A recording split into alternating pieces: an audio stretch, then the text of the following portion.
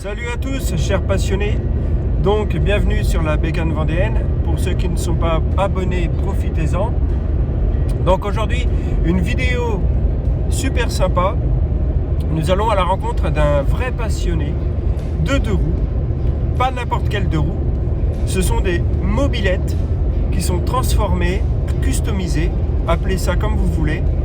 Donc il a quand même pas mal de compétences professionnelles, je pense. Parce que c'est vraiment de la fabrication complète de cyclomoteurs. Donc nous allons voir ça ensemble. Et puis avec un magnifique temps comme d'habitude. Voilà, 60 mm d'eau en un mois, c'est génial. Donc je vous souhaite une bonne vidéo en espérant que ça vous plaise. Oh putain, un radar. Ça va, je roulais pas trop vite. Allez, allons-y.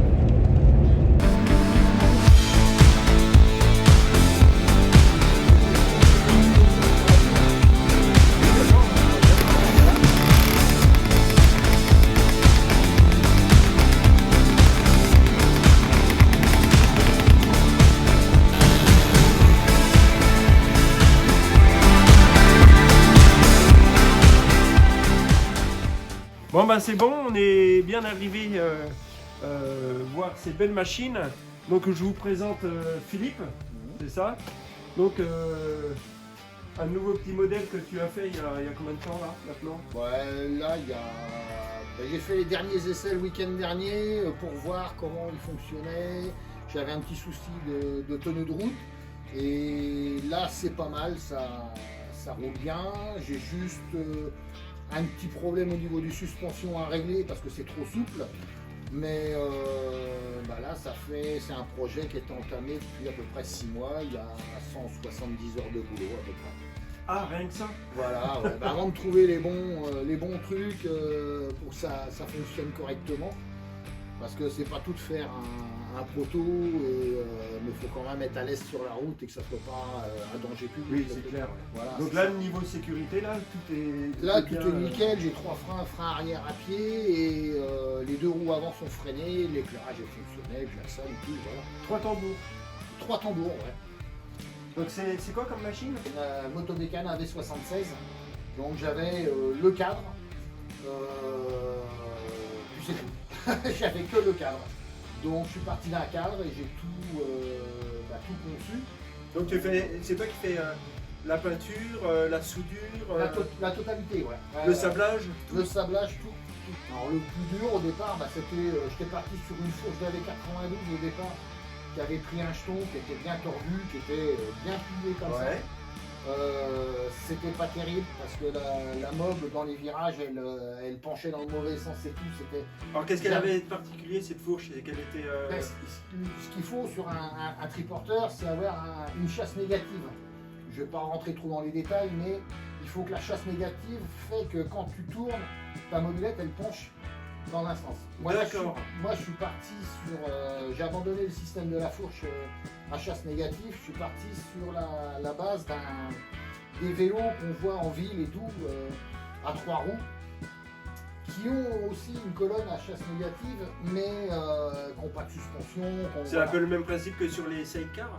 Alors, non, pas sur les sidecars, c'est le principe du triporteur, sauf que là je suis en caisse articulée. Et sur les triporteurs qu'on trouve en général, c'est des roues articulées. D'accord. Le châssis est fixe, la caisse est solidaire du châssis et tout. De là, si on prend, c'est toute la caisse qui pivote. Ah, voilà. Ah, alors j'ai encore le souci de la suspension qui est trop souple. Et quand je prends un virage, le fait de la force centrifuge fait que je m'écrase un peu sur l'extérieur. Donc là, on va régler le problème, j'ai trouvé la solution. On va remettre des ressorts compensatoires en dessous pour compenser. Elle sera toujours sur suspension, mais plus rigide. D'accord. C'était au fil des bourses, j'ai retrouvé la petite caisse à outils quand je l'ai vue à la bourse de Nantes. Ça c'est pas facile à trouver. Puis elle n'est pas d'origine, je l'ai trouvée comme ça à la bourse des mines de Nantes. J'ai dit celle-là, elle doit aller dessus, ça doit aller coupe et tout. Donc celle-là, normalement, c'était pour quel modèle? Je pense que c'est pour une moto, style 125, style 125 Peugeot peut-être, un truc comme ça. Donc elle s'ouvre sur le côté. Voilà. Et puis après, bah, j'avais trouvé la petite plaque Mali que j'ai modifiée parce que le feu était cassé, mais voilà. Puis après, bah, l'échappement, c'est un échappement double sortie de 100 cm3 motobécane, je suppose. Ah oui, en effet. V1, V2. Et bah, je l'ai adapté pour le mettre dessus. Donc, alors, l'échappement, hein, tu me dis. Voilà, l'échappement, double sortie. Donc une sortie de chaque côté. Que j'ai sablé, verni haute température et je l'ai gardé dans sa patine d'origine. Mais par rapport à la modulette, ça faisait un petit style rétro. D'accord. Voilà. Donc, après sablage et puis vernis à haute température, Ouais. donc avec le temps, ça n'a pas Normalement, ça oxydé bouge ou pas. ça n'a pas Non, bougé. Normalement, ça bouge pas parce que je fais des pots d'échappement comme ça sur les Yasuni, là, qui est une très bonne marque de pot, mais le problème, leur vernis tient pas. Donc, bah, souvent, je les sable et je les revernis haute température. D'accord. C'est vrai que j'avais eu le cas sur un pot Ninja warm-up que j'ai dû restaurer. Et le vernis, c'était pas forcément le bon. Ouais, non, ils tiennent pas bien. Et ils tiennent pas bien avec, Ouais. avec la chaleur. D'ailleurs, j'avais une petite question au niveau de la maniabilité. Ça se passe comment? C'est pas trop dur? C'est pas une mob. Forcément, on a un gros train roulant à l'avant. On prend pas les virages. Déjà, on se penche pas. Et alors, si, on est obligé de se pencher un peu pour éviter d'être déporté sur l'extérieur par la force centrifuge, comme je disais. Mais autrement, ça va bien. Même en resserrant mon axe central, puisque là, je suis monté sur une grosse platine pivotante centrale au panier. Et j'ai fait ça, j'ai mis du pincement aux roues. Alors, qu'est-ce que tu appelles du pincement? Alors là, j'ai mes deux roues avant, elles sont pincées vers l'intérieur, comme ça. Ah, de d'accord. façon à garder la stabilité du... Donc là, normalement, elles sont un petit peu... enfin, ça se voit peut-être pas à l'œil. Ça se voit pas beaucoup à l'œil. Mais Elles sont un peu obliques, on va dire. voilà, c'est ça. Ouais. D'accord. Et ça permet justement De garder la stabilité en ligne droite. D'accord. Ouais. Et puis j'ai monté un amortisseur de direction qui l'empêche de... Donc l'amortisseur de direction, c'est des simples... Non, c'est en dessous. Ah, c'est en dessous. Là, on a un amortisseur de direction en dessous. Donc l'amortisseur de direction Réglable. réglable, Tac, juste voilà. en dessous. Et là, on a tout le Vraiment. système de... On voit tout le système d'articulation qui est au centre. D'accord. Donc oui, ça facilite déjà la Ouais, maniabilité ouais, de... La maniabilité, ouais, ça va bien. Donc tu peux mettre du poids, j'imagine, devant. Bah, C'est fait pour. c'est prévu pour emmener notre chien en balade avec nous.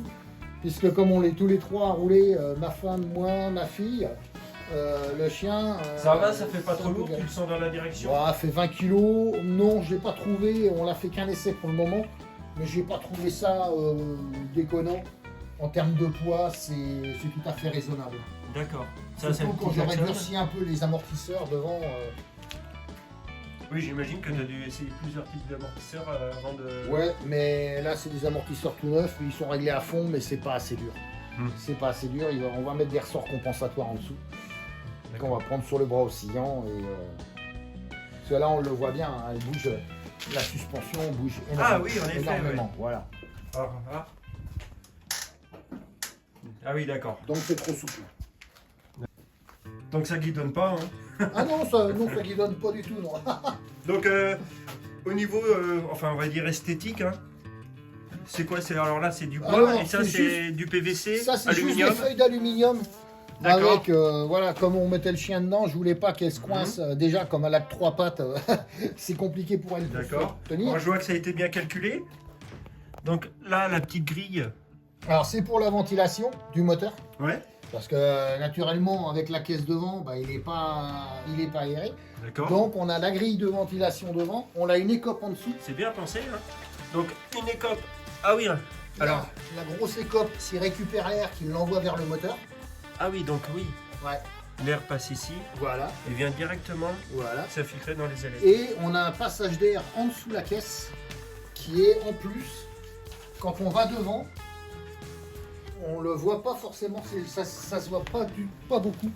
Ici, là, on a un passage d'air qui va avec un V D'accord. et qui part. Là aussi, on récupère de l'air. Ah oui, donc. Au ok. moment, Donc ça passe là mm, et ça ressort. ça ressort à cet endroit-là. Par ici. là. Voilà. D'accord. Ah oui, c'est vraiment bien pensé. Hein. Donc, si cet été, on verra quand il fera chaud, si vraiment il a tendance à chauffer, bah, je lui mettrai une turbine de refroidissement. D'accord. Donc, pour le moment, j'ai fait des essais de petits ventilos, mais Donc ce que tu appelles une turbine de refroidissement, c'est un petit radiateur non, à hélice. c'est juste une hélice qui est prise sur le volant magnétique, D'accord. qui est fixée dessus. Et puis, par Ah la oui, rotation, ça brasse l'air sur le côté du moteur, comme les SP98, avec la volute. Mais là, j'aurais peut-être pas besoin de volute, justement. On va essayer de voir si ça veut bien partir sur le cylindre. Ou sinon, bah, je suis en train de faire des essais de petits ventilateurs pris sur l'allumage électronique D'accord. normal. Et, mais pour le moment, les essais en 12 volts sont pas concluants parce qu'il n'y a pas assez de courant. D'accord. Donc, même que les ventilos font très peu de watts. Faudrait passer en 12 volts. Non, je vais peut-être le descendre. Je vais prendre des petits ventilos en 5 volts que je vais alimenter en 12. Ah oui, d'accord. Et on verra si ça chauffe de trop, on mettra un petit ventilateur en plus pour Donc alors- refroidir le moteur. Là, il y a un truc qui m'interpelle. C'est quoi cette petite manette là? C'est le décompresseur? Ça, c'est le starter. Ça. Ah, c'est le starter. Mm. Donc pourquoi pas sur. Bah, c'était parce que j'en ai des manettes style. comme ça. Pour le style, et puis ça faisait déjà pas mal de gaines sur le guidon. Et j'ai D'accord. dit, allez, on le met là. Oui, parce que c'est vrai que les gaines, il faut qu'ils partent aussi. Ouais, À ça l'avant. passe jusqu'à l'avant, ouais. D'accord. C'est tout passé en dessous de façon à ce que ça bride pas et qu'on arrive quand même à freiner. Là, le frein est tout à fait opérationnel, il n'y a pas de souci. Et on n'a qu'un petit levier pour tirer sur les deux cames de frein avant. C'est vrai que quand on regarde, c'est vraiment propre. Hein. Toutes les gaines sont en bon emplacement, elles sont vraiment bien fixées. Ça sort d'usine. Tout à fait. L'antiparasite, Motobécane aurait pu le faire. même l'antiparasite a été bien Je l'ai réfléchi. viré. Hein. Il n'y en a plus d'antiparasite. Pourquoi faire du poids pour rien? Ouais, voilà. Puis ça sert plus à rien maintenant, c'était pour pas emmerder Ouais. les télévisions. Donc, Là, au moins, on est sûr que ça tient bien. Bah, puis là, on est sûr que c'est pas l'antiparasite qui déconne sur l'allumage. Donc là, alors, c'est un carbut de 15? Non, à 16. Un 16. Donc là, c'est une pipe d'admission Fabrication maison. fabrication maison. Parce qu'il ne Carrément. passait pas le carbu autrement. D'accord. Donc c'est toi qui l'as fabriqué ou tu Ouais. l'as? Non, je l'ai fabriqué. Donc tu as trouvé un tube et tu as repris une vieille pipe d'admission. Même pas. Un bout de tube. Alors le bout de tube, c'est un bout de guidon. Et Pas puis con. un bout de tôle épaisse, j'ai taillé pour pouvoir la mettre et tout. Tout est soudé pour pas avoir de prise d'air ou quoi que ce soit. J'imagine que quand on fait ça depuis des années, Oui, les idées elles fusent. Oui, là je viens de le faire pour un bébé 104 à un copain. Mhm. Le bébé 104 tout caréné et tout là. Il n'arrivait pas à trouver de moteur, donc on a pris un moteur avec la sortie oblique et on a fabriqué une pipe d'admission. D'accord. Et alors ça a une incidence ou pas avec la longueur de la pipe Non. sur le Après, moteur? c'est pas des machines de course, donc nous ce qu'on veut c'est. Enfin, je veux dire, ça marche, Ça marche très bien. normalement. Ça marche très très bien. Il n'y a pas de perte de puissance, il n'y a pas J'ai de. 3 machines qui sont montées avec des pipes que j'ai fabriquées et. D'accord. Et alors les carters, c'est. Alors les carters. C'est pas d'origine ça? Non, alors j'ai gardé les carters d'origine de la 76 qui sont ici. Voilà. Oui, d'accord, on les voit bien là, on les reconnaît Voilà. bien. Ils sont recoupés là pour laisser passer toute la partie carburateur et tout. D'accord. Et ensuite, j'ai trouvé sur le net, j'ai trouvé des carters. Il y avait la paire de carters. Alors là, à l'origine, il est droit. Hein. Et je les ai adaptés de façon à ce qu'on enveloppe un peu plus le moteur, qu'on cache un peu mieux tout l'ensemble. D'accord. Alors du coup, pour l'emplacement du carburateur, ça c'est toi qui l'as travaillé ou... Ah ben, j'ai tout découpé, tout ressoudé, Donc c'est quoi comme soudure? tout à la brasure, moi. À la brasure, ouais. Mm. Parce que j'imagine que la tôle est vachement fine. Ouais. Et puis, j'ai pas de TIG, parce que le problème du TIG, c'est pas le prix du TIG, c'est le prix du gaz. Ouais, d'accord. Et pour pouvoir l'avoir. Donc je fais tout à la brasure, toutes mes soudures sont faites à la brasure. Donc tu as un local pour chaque... Non, je fais mes soudures dans mon atelier, ça Oui, pose d'accord. aucun problème. Donc le sablage c'est pareil, tu fais dans la même pièce? Non, j'ai une cabine. Hein. Une J'ai- cabine. J'ai un endroit, j'ai un cabanon dans le fond du jardin que j'ai fermé avec une ventilation, un éclairage. Et puis j'ai ma bonbonne de sable, mes compresseurs. Et je fais tout mon sablage là-bas. D'accord. Et la peinture, c'est pareil? Alors la peinture, ouais, j'ai pas de cabine, je la fais ici, là, dans mon garage. Vous voyez, même avec les murs de pierre, avec les toiles d'araignée. Mais bon, quand je peins, je chauffe. J'ai deux systèmes de chauffage, un à gaz. Mais et un d'accord, tu électrique. montes à quelle température? 20 degrés? 20 degrés, ouais. Et puis juste avant, j'arrose tous mes murs. J'arrose mon sol. Avec un pulvé? Avec un pulvé? Au jet d'eau. Ah, au jet d'eau? Ouais. Alors ça permet justement à la peinture de bien fixer. s'accrocher? Ben non, ça permet de fixer la poussière. Ah. Pour pas avoir de poussière. Et j'ai une ventilation qui aspire. Alors naturellement. Donc la ventilation, elle n'est pas là? Ah si, on voit l'entrée, l'aspiration, elle est là. Ah oui, d'accord. Tac, elle est là. Bah là, j'ai fait un peu plus de bleu. J'ai fait. Ce matin, j'ai fait une remorque chaudron qui va aller derrière la 88 GAT, possible dans une prochaine vidéo, puisque le remontage de cette remorque va être fait d'ici 8-15 jours. Et puis voilà, c'est dans le but de partir en vacances. Avec un temps qui change, j'espère. Ouais, alors si vraiment il fait pas bon, on redescendra en Dordogne, c'est sympa de rouler là-bas aussi. Sur ce modèle, c'est quoi comme configuration au niveau du moteur? Alors au niveau du moteur, alors toute la modif a été faite parce que du fait que le moteur, je suis parti sur un AV10 en 75 Ersal, D'accord. 72 puisque c'est un 47 mm. Et dessus, on a un alignement d'écarter, il y a un vilebrequin Doppler dedans, on a un allumage type Moriyama. D'accord. Ensuite, on a un Vario type motobécane, mais à galets, avec des galets en 7.5. J'ai changé l'embrayage, oui. l'embrayage, ouais. Mais j'ai mis des galets plus légers, parce qu'il faut quand même le démarrer, le bébé, donc il faut qu'elle prenne ses tours. Et ensuite, on est en double vario, on a une poulie variatrice de bébé Oui, c'est ce que je Peugeot voyais, derrière. c'est un bébé Peugeot, ça. Voilà, c'est ça, ouais. J'ai déjà fait beaucoup de montages comme ça, c'est génial, sur des moteurs fixes. Alors bien. c'est un peu le même principe que sur les 103 RCX, par exemple? Non. Une poulie d'embrayage, c'est pas... Non, ils ont des poulies d'embrayage, ils n'ont pas des poulies variables. Là, quand on a le vario moteur qui se ferme, D'accord. on a la poulie variatrice, elle s'ouvre. D'accord, donc... Si bien qu'on change la démultiplication, c'est comme si on avait un moteur flottant, exactement pareil, D'accord. mais on est en fixe. D'accord.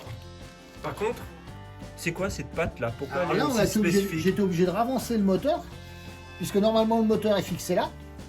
Ben oui. Il y en avait Ouais, 76, mais le problème c'est qu'avec ma poutre centrale, le moteur passait pas.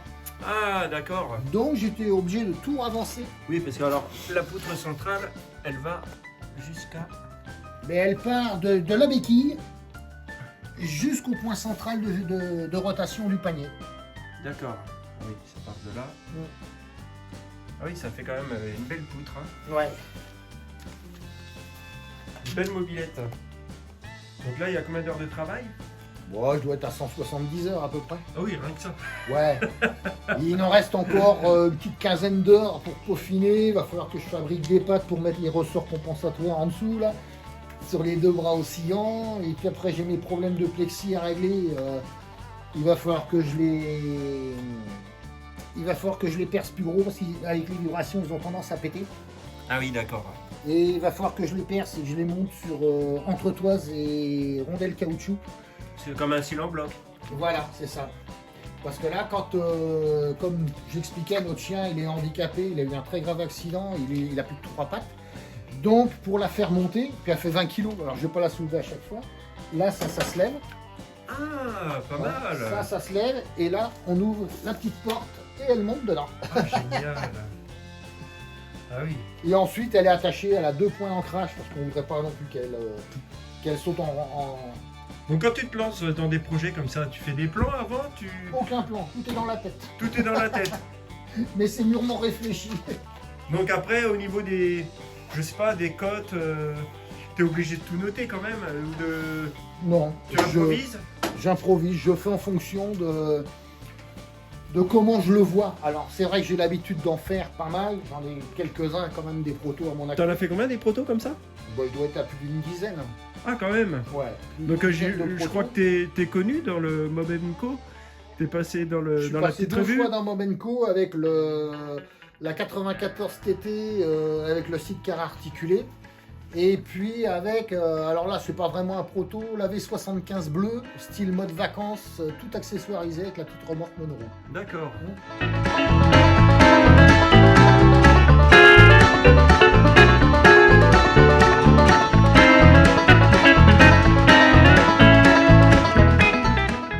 Bon là, on a fait le tour de la machine. Tous les passionnés sont en train de regarder la vidéo. Ils attendent qu'une chose, c'est que tu nous la démarres. Je la démarre, bah, pas de soucis.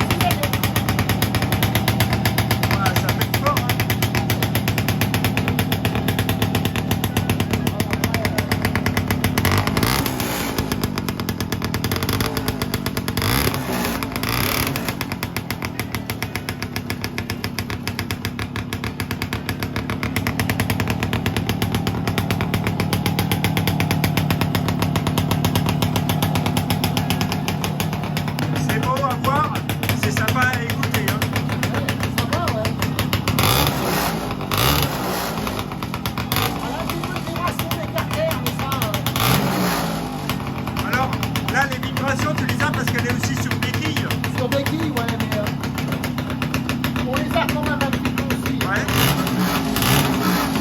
En fait, c'est ce qu'on... Ça se trouve, il faudrait laisser l'enveloppe là-dessus. Il y a une vibration quelque part, mais je ne sais pas où elle est. Magnifique. Incroyable. Alors ça se passe comment d'ailleurs pour immatriculer une bécane comme ça qui a été transformée? J'ai une assurance, j'ai une carte grise AV76, mais comme c'est un modèle qui n'a jamais été fabriqué, naturellement ça reste un prototype qu'il faudrait passer au crash test et tout le machin. Donc il est hors de question. Donc au contrôle technique, on n'en parle même pas de toute façon. Quand je vois le travail que tu as effectué dessus, et puis alors on voit bien que tu es quand même du métier, hein. On voit, tu sais ce que tu fais. Voilà, quand je vois mon niveau Sidecar, sécurité, mon Sidecar 94 TT, j'ai plus de 2000 km à l'actif avec, jamais un problème de freinage, jamais un problème de sortie de route ou quoi que ce soit. Des mobylettes, j'en vois qui ont des qui ont quasiment pas de transformation, qui sont dans des états pitoyables, tout à fait, ouais. extrêmement dangereuses. Donc, alors que là, c'est un modèle, mais il sort d'usine.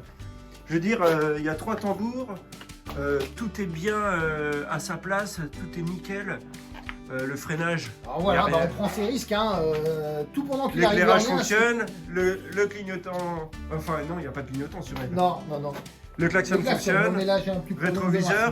Enfin bon, la sécurité, tout est là. Voilà. Mais. C'est un peu comme pour les cafés racers.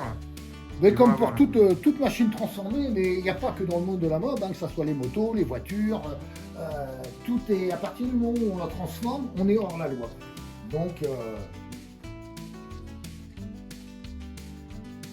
C'est vrai que ça fait un drôle d'effet quand on n'est pas habitué de voir l'emplacement de la fourche qui est dans le vide. C'est parce que le tube, là, il traverse la poutre centrale, il passe dans la colonne de direction, il est soudé ici, il est soudé là. Ah oui. Voilà. C'est vrai que ça fait un drôle d'effet. Hein. Vous pouvez déchirer tout l'ensemble. Ouais. Bonjour Salma. Ça, oui. Donc c'est toi la passagère? Voilà. On monte dans la moto. Attends, bouge pas. Là, vas-y. C'est bon, tu peux monter. Allez, vas-y. Hop. Là, t'es bien. Là. Et voilà. Oui, Michel. T'es contente, hein? Bah ouais. On descend le pare-brise. Attends, assieds-toi. Assis. Oui. Allez, descends. Assis. Là, on descend le pare-brise. Non, bah tu sautes. Voilà.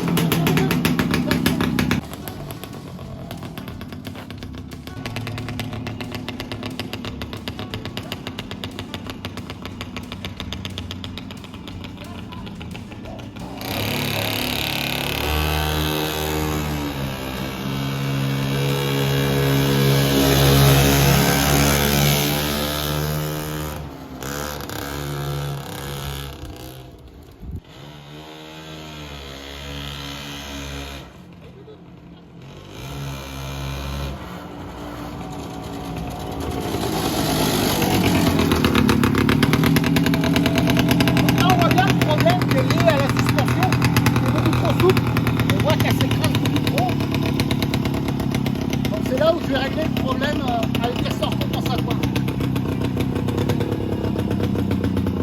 Elle est vraiment belle, hein. Ah, mais t'as le frein à pied, comme tu disais tout à l'heure. C'est vrai qu'on ne l'a pas montré au public. Donc ça, ouais, c'est vraiment pour l'arrière. Pour l'arrière, ouais. D'accord, ouais, pas mal, hein. Pour libérer le guidon. Donc, alors quand tu freines, tu te sers des trois, en fait. T'es là, comme ça, hop, voilà. Ah oui. Bon, Philippe, pour cette superbe vidéo, cette super restauration-là, je te remercie beaucoup. Bah, c'est moi qui te remercie, Jérémy. Ça me permet de me faire connaître un petit peu. Et puis, voilà. Moi, dans 3 mois, je vais être à la retraite et je me mets auto-entrepreneur. Donc, à réparer les meubles, à travailler avec quelqu'un d'assez connu aussi. Et qui va me filer peut-être un petit peu de boulot aussi. Donc, voilà, ça va être histoire de s'occuper à la retraite. Bon bah super. Bah nous on se retrouve à la prochaine vidéo. Ouais, Enfin, pas forcément la prochaine, mais il y en aura d'autres dans mon contenu à venir. on en présentera d'autres modèles que j'ai faits qui sont pas trop passés non plus sur les réseaux et tout. Et on essayera de les détailler un petit peu plus. Je vous assure, c'est des modèles à tomber par terre. Magnifique. Merci Jérémy. Merci beaucoup. Allez, ciao. Salut à tous.